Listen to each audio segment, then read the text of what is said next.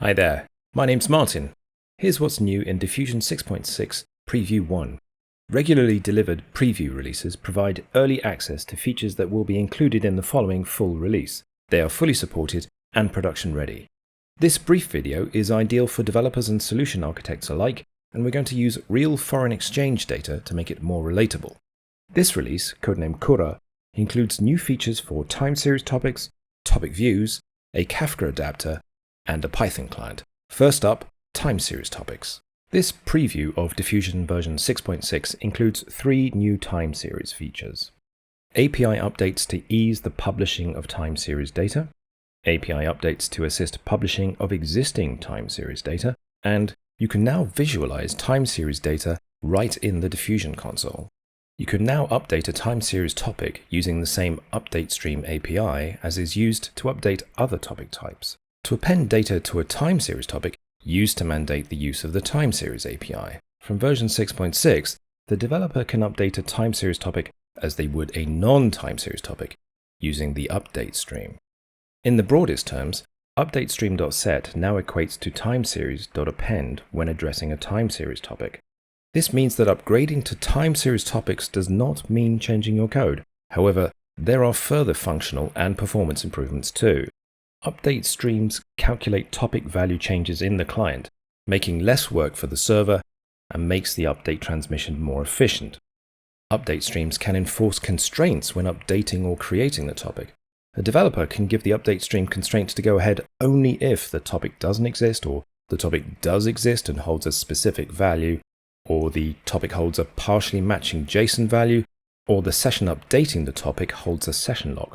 So there's lots of flexibility here. Using some of the update stream features, this code atomically checks that JSON topic myTimeSeries data exists and contains at least a field called state that's holding string value live, and it returns a topic stream if so. It goes on to set the topic 3 times to a JSON value. You will notice how field state does not change, which means that when the delta is calculated, only the value field is transmitted. Let's run this. It's failed and logged that the update constraint has not been met. Let's look into that. Like the error says, there's no state field in there. Let's set that straight. Let's rerun the code. That's worked. Let's see the result. As this is a time series topic, we can see the historic depth of the values as well as the current value. So, using an update stream to append events to a time series topic offers both performance and real functional advantages. Additionally, if you're only occasionally updating topics, topicupdate.set will also transparently append events to a time series topic. You can now append historic data to a time series topic.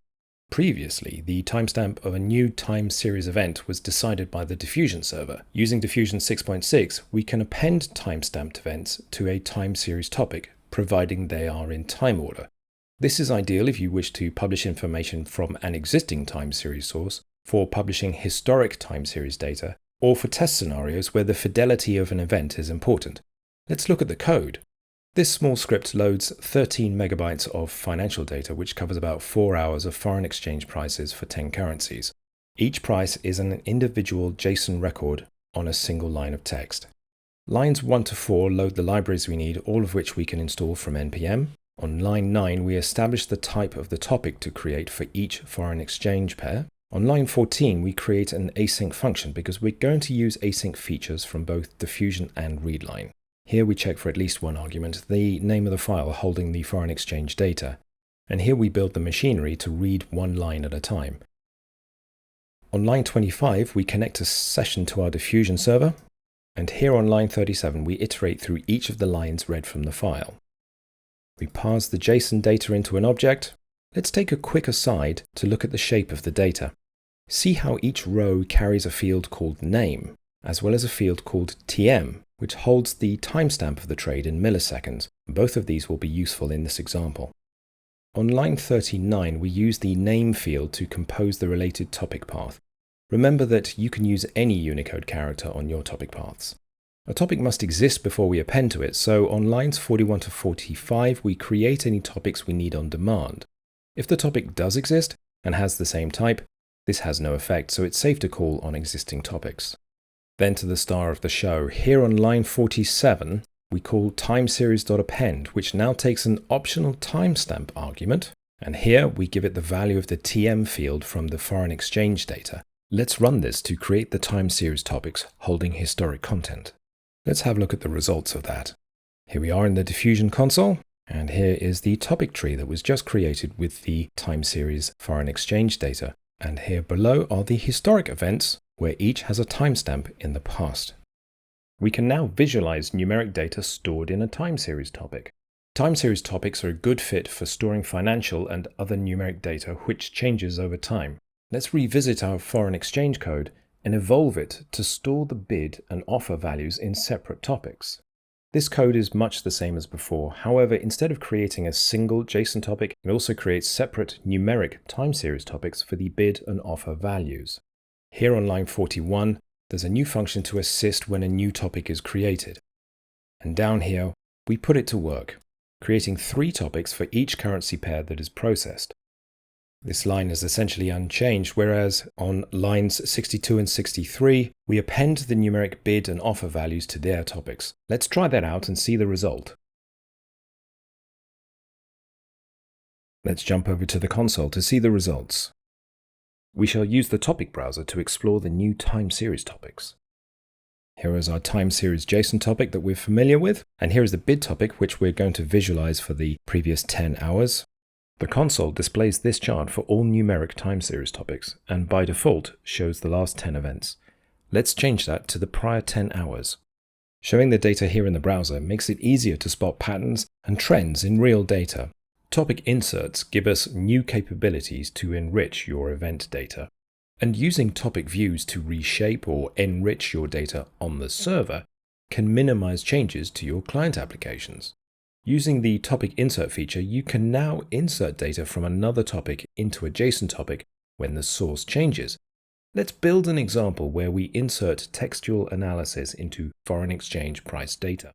This is live foreign exchange data, and over here we have analysis on the currency pairs. We're going to build a topic view that merges currency analysis text into the foreign exchange topics when the foreign exchange topics change. Now we browse to the Topic Views tab to create a new topic view. We'll give it a descriptive name. Then we give it the spec. As it stands, this maps everything starting with FX to FX enriched. And this inserts the value of the matching analysis topic into a new object property in the reference topic called analysis. Let's see that working. Here we find our new reference topics. Let's subscribe to them and see the live topic inserts.